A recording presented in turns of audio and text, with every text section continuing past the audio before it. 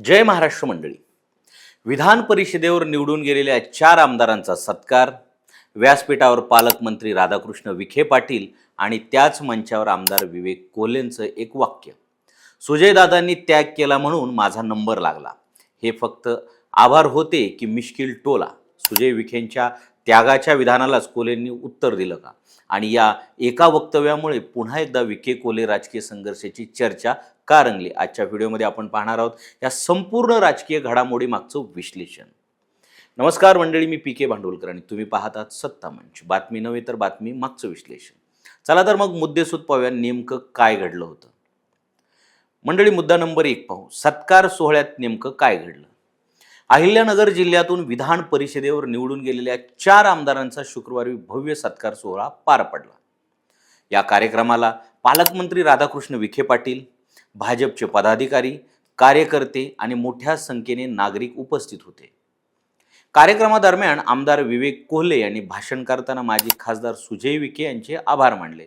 मात्र सुजयदादांनी त्याग केला म्हणून माझा नंबर लागला या एका वाक्याने संपूर्ण कार्यक्रमातील वातावरणच बदललं आणि त्याची राजकीय चर्चा सुरू झाली.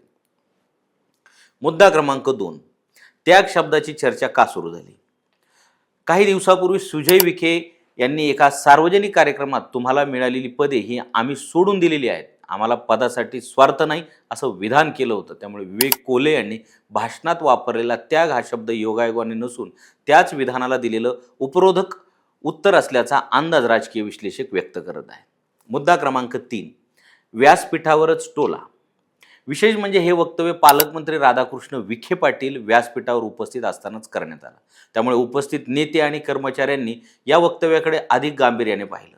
वरकरणी आभार वाटणाऱ्या या विधानामागे राजकीय संदेश दडलेला असल्याची चर्चा सुरू झाली. मुद्दा क्रमांक 4, विखे आणि कोल्हे संघर्ष नवीन नाही. विवेक कोल्हे आणि विखे कुटुंबातील राजकीय संघर्ष अनेक वर्षांपासून सुरू आहे. विविध निवडणुकांमध्ये दोन्ही बाजूंमध्ये थेट लढती झाल्या असून राहाता तालुक्यातील राजकारणात हा संघर्ष नेहमी चर्चेचा विषय राहिलेला आहे. त्यामुळे या वक्तव्याला जुन्या राजकीय संघर्षाची पार्श्वभूमी असल्याचं मानलं जात आहे. मंडळी, आता मुद्दा क्रमांक 5. यापूर्वी कोल्हेंनी दिले होते संकेत. विधान परिषदेवर निवड झाल्यानंतर विरोधकाकडून झालेला सत्कार कार्यक्रमात विवेक कोल्हे यांनी मुख्यमंत्र्यांनी माझ्या छातीवर आमदारकीचा बिल्ला लावलेला आहे, आता घाबरण्याचं कारण नाही, माझं कार्यक्षेत्र संपूर्ण महाराष्ट्र आहे, त्यात राहता आणि लोणीही येतं, असं सूचक वक्तव्य त्यांनी केलेलं होतं. त्यामुळे ते सातत्याने राजकीय संदेश देत असल्याचे दिसून येत आहे. मुद्दा क्रमांक 6, 4 आमदारांची निवड का महत्त्वाची? अहिल्यानगर जिल्ह्यातून एकाच वेळी 4 आमदार विधान परिषदेत जाणे हे ऐतिहासिक घटना मानली जाते.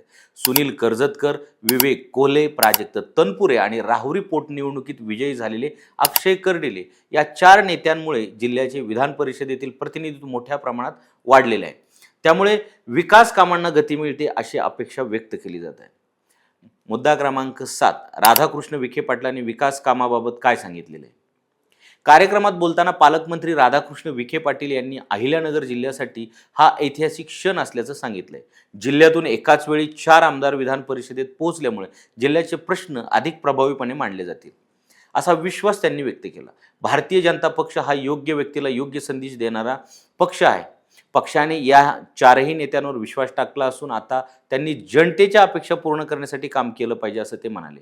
याचबरोबर त्यांनी नव्या आमदारांवर मोठी जबाबदारी असल्याचंही स्पष्ट केलं. जिल्ह्यातील पाणी, शेती, उद्योग, रोजगार, शिक्षण, आरोग्य आणि पायाभूत सुविधांसारख्या प्रश्नांवर समन्वयाने काम करून अहिल्यानगरच्या विकासाला गती देण्याचं आवाहन त्यांनी केलं. राजकीय मतभेद बाजूला ठेवून जिल्ह्याच्या हितासाठी सर्वांनी एकत्रितपणे काम करावे असा संदेशही त्यांनी आपल्या भाषणातून दिला. मुद्दा क्रमांक 8, या वक्तव्याचा राजकीय परिणाम काय? विवेक कोल्हेंच्या एका वाक्यामुळे पुन्हा एकदा विखे कोल्हे संघर्ष चर्चेत आलेला आहे. राजकारणात शब्दांनाही मोठं महत्त्व असतं. त्यामुळे या वक्तव्याचा परिणाम आगामी स्थानिक स्वराज्य संस्था निवडणुका आणि जिल्ह्यातील राजकीय समीकरणावर होऊ शकतो अशी चर्चा सुरू झालेली आहे. मुद्दा क्रमांक 9, पुढे काय घडू शकतं?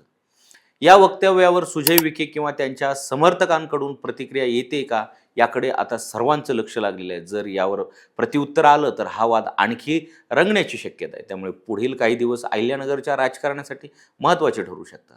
मुद्दा क्रमांक 10, या संपूर्ण प्रकरणातून काय स्पष्ट होतं? या संपूर्ण घडामोडीतून 3 गोष्टी स्पष्ट दिसतात. गोष्ट पहिली, अहिल्यानगरमधील विखे आणि कोल्हे यांच्यातील राजकीय संघर्ष अजूनही कायम आहे.